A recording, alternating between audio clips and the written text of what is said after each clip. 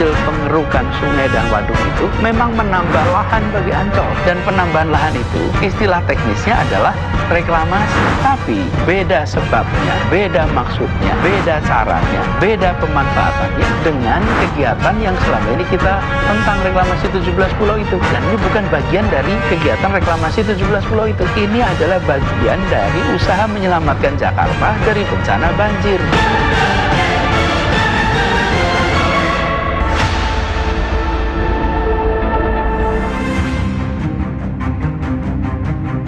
Rencana Gubernur DKI Anies Baswedan untuk melakukan pelebaran lahan kawasan Ancol dan dunia fantasi menuai polemik. Proyek yang digadang-gadang sebagai salah satu upaya untuk menanggulangi banjir Jakarta ini karena menggunakan lumpur hasil kerukan sedimentasi 32 sungai di Jakarta dipertanyakan sejumlah pihak. Bagi kelompok yang peduli lingkungan serta yang berseberangan dengan kebijakan Anies, proyek Gubernur di Ancol tak ada bedanya dengan reklamasi Teluk Jakarta yang sempat dihentikan Anies sebagai bagian dari janji politiknya saat kampanye lalu. Salah satunya dari mantan politisi Partai Demokrat Ruhut Sitompul yang diabadikan dalam rekaman konten video yang beredar di dunia maya ini. Di mana perasaanmu, rakyat memilih kamu kemarin? Kecewa berat. Selama ini ngomong keberpihakan.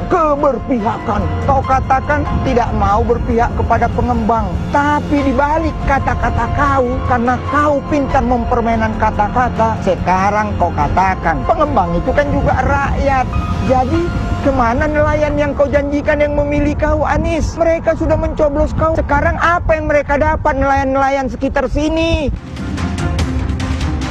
Sebelumnya, Gubernur Anies Baswedan mengeluarkan surat keputusan Gubernur nomor 237 tahun 2020.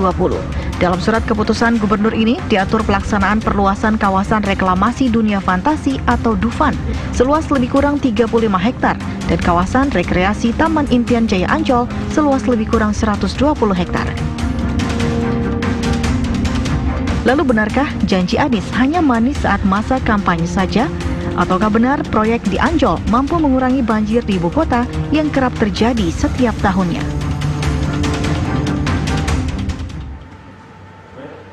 Benarkah Anies mengingkari janji manis? Karena kalau kita lihat memang izin reklamasi yang dikeluarkan oleh Gubernur DKI Jakarta Anies Baswedan ini menuai polemik dan juga mendapatkan perhatian dari berbagai kalangan masyarakat, termasuk juga tokoh di samping saya ini yang biasanya bikin planning, sekarang malah memilih untuk buka-bukaan. Bang Ruhut Sitompul, selamat malam Bang Ruhut. Malam, Mbak Putri boleh aku buka? Silakan, ya, supaya bisa jelas melihat dan juga mendengar Bang Ruhut.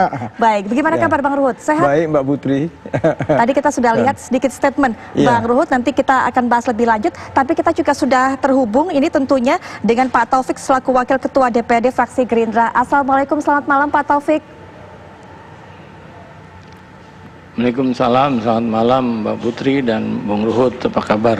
Baik, Pak Taufik, ini sahabat saya. Sahabat Bang Ruhut. Sahabat Baik, saya. Bang Ruhut, tadi kita sudah sedikit melihat cuplikan video YouTube channelnya Bang Ruhut, buka-bukaan, Ruhut Sitompul buka-bukaan. Ada beberapa pernyataan yang memberikan komentar terhadap Gubernur Anies Baswedan, mengkhianati janji, kemudian kebijakannya tidak berpihak kepada masyarakat, mengecewakan para pemilih, kemudian juga kalau saya dengar tadi adalah pintar berkata-kata, memutarbalikkan kata, sehingga yang disebut masyarakat itu juga termasuk para pengusaha besar.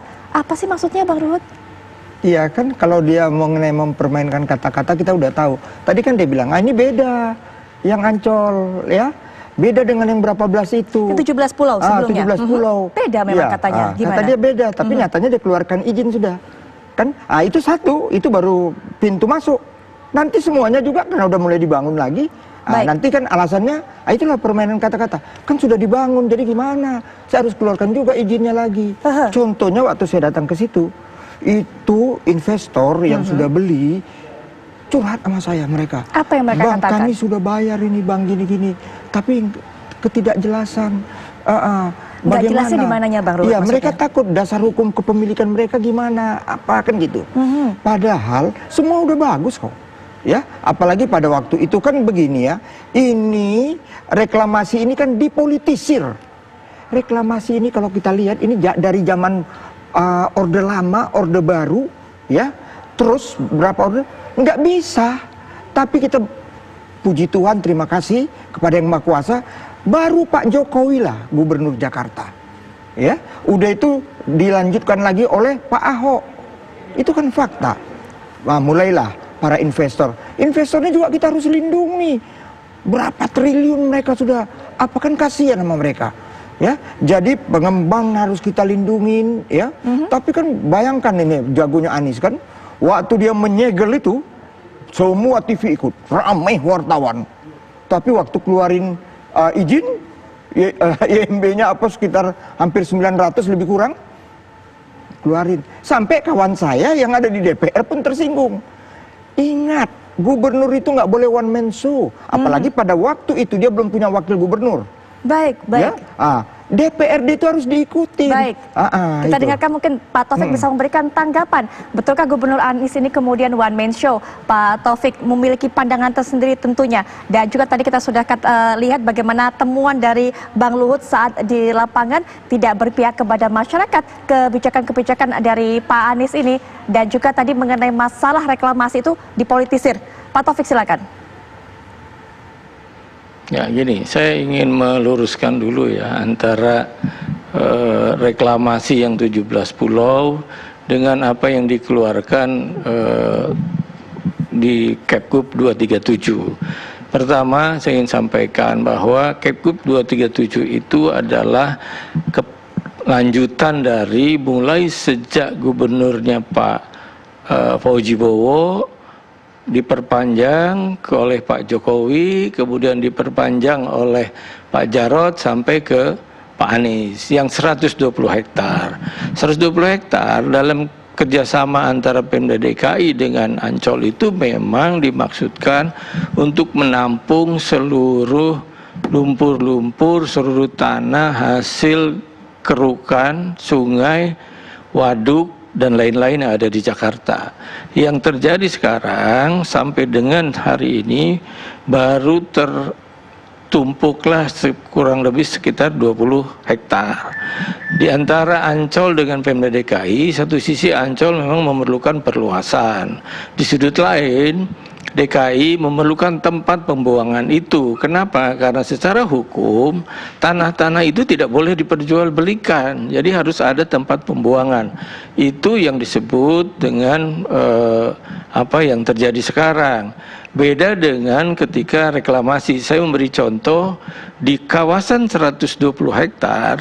Dulu ada yang namanya Pulau L sebanyak kurang lebih 480 hektar dalam Raperda reklamasi, di mana PT Mandala Krida Yuda waktu itu yang mendapat konsesi.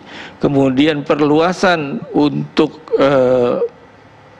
Dufan itu sebanyak 35 hektar dan ini perluasan darat nyambung. Kalau reklamasi harus ada kanal 300 meter. Saya kira ini mesti kita luruskan dulu secara hukumnya gitu loh ya. Saya ingin mengatakan bahwa yang dilakukan gubernur sekarang adalah justru rentetan perpanjangan dari gubernur ke gubernur, dari gubernur ke gubernur, dari gubernur ke gubernur, dan mungkin sampai disiapkan dalam perjanjian itu memang 120 hektar. Ini penjelasan dan ketentuan yang ada gitu. Bahwa ketika reklamasi memang di stop 17 pulau dan bagi yang 3 pulau itu sudah ada bangunannya, kemudian itu dimanfaatkan.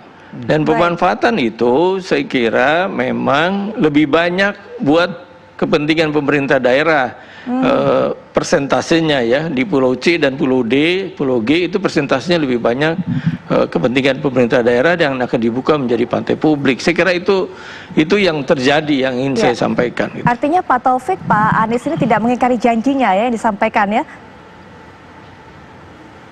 Enggak ingkar janji, kan beda ini. Sesuatu yang berbeda antara reklamasi dengan apa yang dikeluarkan lewat Kepkup 237. Baik. Gitu.